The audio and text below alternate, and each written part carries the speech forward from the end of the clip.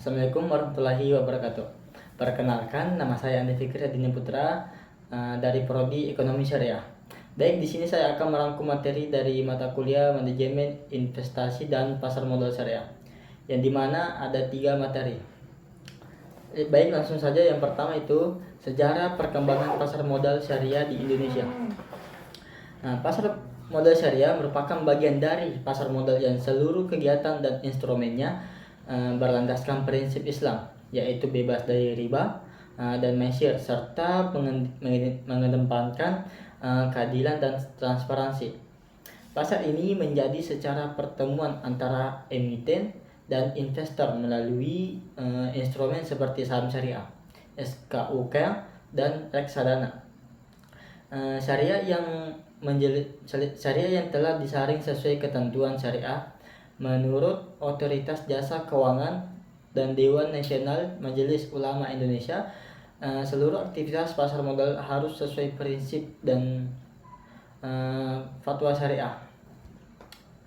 Baik, selanjutnya sejarah pasar modal syariah di Indonesia dimulai dari peluncuran reksadana syariah pada tahun 1997 oleh PT Reksadana atau Dana Reksa. Perkembangan dengan hadirnya Jakarta Islamic Index atau JU pada tahun 2000. Penguatan terjadi melalui Fatwa Dewan Syariah Nasional Majelis Ulama Indonesia tahun 2001 dan penerbitan Sukuk Negara tahun 2008. Selanjutnya, perkembangan pasar modal syariah di Indonesia menunjukkan tren positif dengan meningkatkan kesadaran masyarakat, dukungan pemerintah, serta beragam instrumen seperti saham syariah, sukuk, dan reksadana syariah.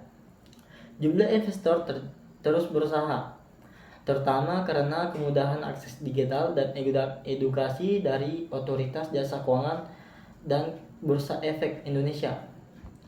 Selanjutnya, faktor yang mempengaruhi perkembangan pasar modal syariah di Indonesia ada 8. Yang pertama, tingkatnya literasi dan inklusi keuangan syariah. Yang kedua, dukungan regulasi dan kepastian hukum. Yang ketiga, perkembangan teknologi dan digitalisasi keuangan. Yang keempat, inovasi dan diversifikasi produk investasi syariah. Dan yang kelima, kondisi makroekonomi dan stabilitas keuangan. Yang keenam, peran lembaga keuangan dan infrastruktur pasar. Yang ketujuh, faktor sosial budaya dan demografi. Dan yang terakhir, globalisasi dan integritas pasar keuangan syariah internasional. Baik, selanjutnya manajemen risiko dan analisis investasi syariah serta mekanisme perdagangan efek syariah. Investasi adalah penanaman modal saat ini untuk memperoleh keuntungan di masa depan, untuk mempertimbangkan risiko dan modal hasil. Berbeda dari spekulasi, investasi bersifat jangka panjang dan produktif.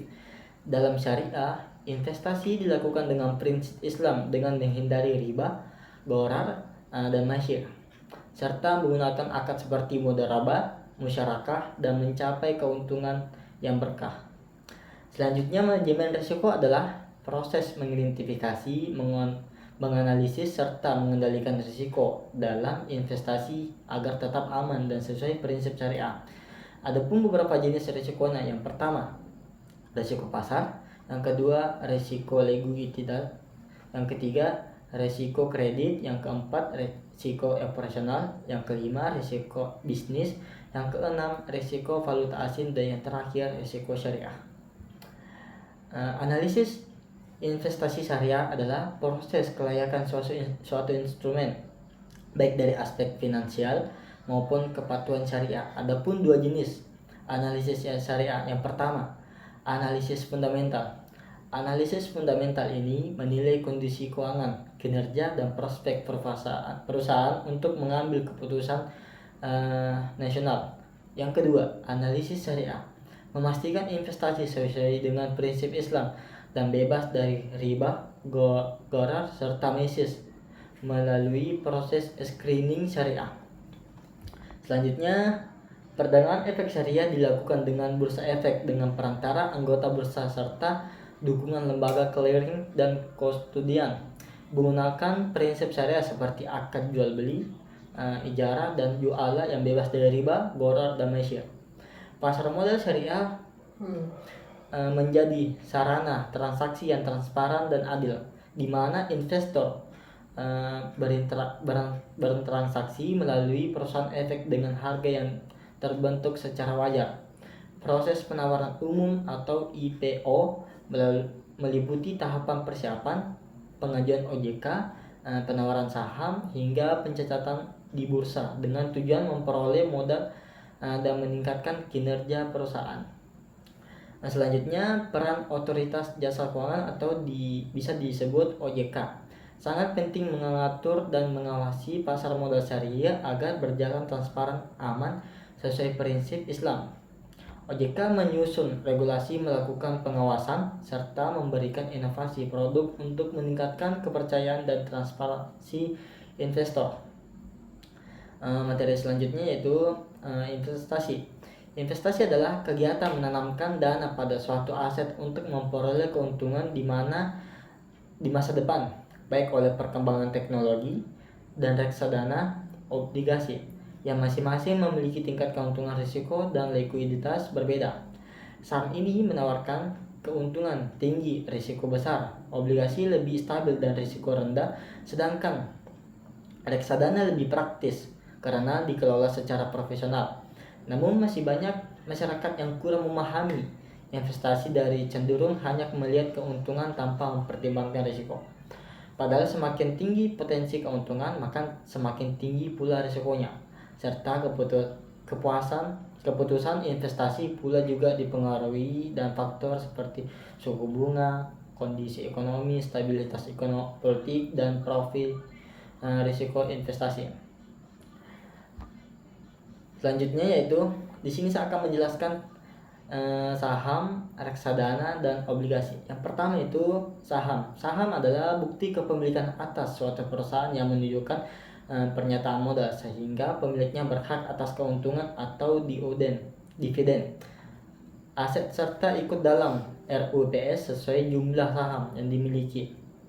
Nah, selanjutnya reksadana adalah wadah untuk menyimpan dana dari masyarakat pemodal yang mungkin dikelola oleh manajemen investasi ke berbagai instrumen, ke pasar modal, pasar uang, atau properti.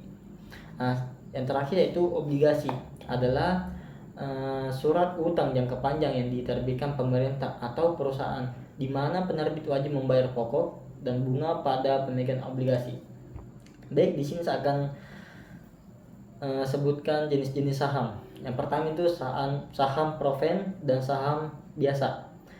Saham proven adalah suatu berharga yang memberikan hak istimewa kepada kepemilikannya, sedangkan saham biasa bukti kepemilikan suatu perusahaan yang memberikan kepada pemiliknya untuk memperoleh dividen dan ikut serta dalam pengelola melalui hak suara sesuai jumlah saham yang dimiliki, sekaligus menanggung risiko kerugiannya.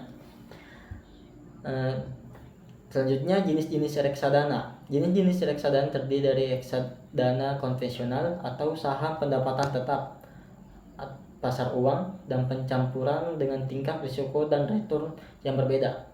Selanjutnya serta reksadana terstruktur, terproteksi, pinjaman, dan indeks yang berbasis obligasi atau mengikuti indeks tertentu. Reksadana ETF adalah reksadana berbasis indeks yang diperdagangkan di bursa seperti saham. Reksadana real estate berinvestasi pada properti dan menghasilkan pendapatan sewa. Selanjutnya yaitu saham untung rugi. Keuntungan investasi saham meliputi capital gain, yaitu selisih antara harga beli dan jual harga saham, serta dividen, yaitu pembagian laba perusahaan kepada pemegang saham berdasarkan kinerja perusahaan. Nah, risikonya yaitu investasi saham meliputi capital loss, yaitu kerugian karena menjual saham di bawah harga jual beli, serta risikonya likuiditas, yaitu kerugian jika perusahaan bangkrut sehingga pemegang saham terdapat prioritas terakhir. Yang terakhir yaitu reksadana untung rugi. Keuntungan investasi reksadana yaitu dikelola oleh manajer investasi profesional, adanya disertifikasi yang mengurangi risiko, transparansi informasi yang memudahkan penentuan. Sedangkan risikonya meliputi penurunan NAB akibat kinerja pasar dan kondisi ekonomi. Baik, itulah pemaparan dari materi saya. Sekian, wassalamualaikum warahmatullahi wabarakatuh.